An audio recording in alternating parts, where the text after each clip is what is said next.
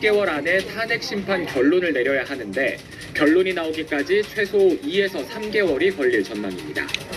문 소장 권한대행의 임기가 끝나는 내년 4월 이전에 결론이 나올 가능성이 높다는 관측이 나옵니다. 연합뉴스TV 진기훈입니다.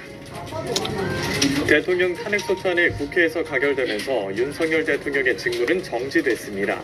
대통령 권한을 행사할 수는 없지만 대통령 호칭과 월급, 경호 등 대통령 예우는 그대로 유지되는데요.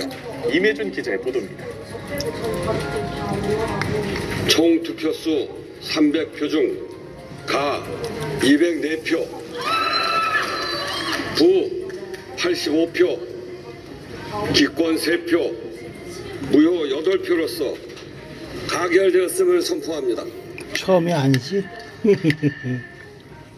윤석열 대통령은 가결된 탄핵소추안 사본을 전달받으며 즉시 직무가 정지됐습니다. 그러나봐. 오줌 싸고 있어?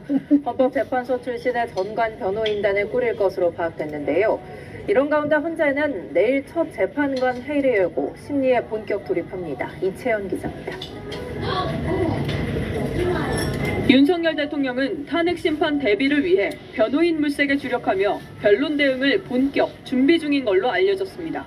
측근을 통해 헌법재판관이나 대한민국에도 전 세계 지구인들에게 많은 선거 관리 그런 위험성에 있는 모든 것들을 검사 출신한 변호사는 연합뉴스TV와의 통화에서 대통령 변호와 관련해 연락을 받았지만 거절했고 헌법재판관이나 헌법연구관 출신 인사를 추천했다고 밝혔습니다. 일각에서는 박근혜 전 대통령의 탄핵 심판 주심이었던 강일원 전 재판관의 이름도 거론됩니다. 강 전 재판관은 지난 2022년 이른바 검수완박 법률의 위헌 여부를 가릴 권한쟁의 심판을 제기했을 때 최선을 다하겠습니다. 헌재는 탄핵소추 의결서 접수 직후 사건 번호 2024 헌나 8을 부여했습니다. 문영배 소장 권한대행은 오는 16일 오전 재판관 회의를 소집하고 사건 처리 일정을 정할 방침입니다.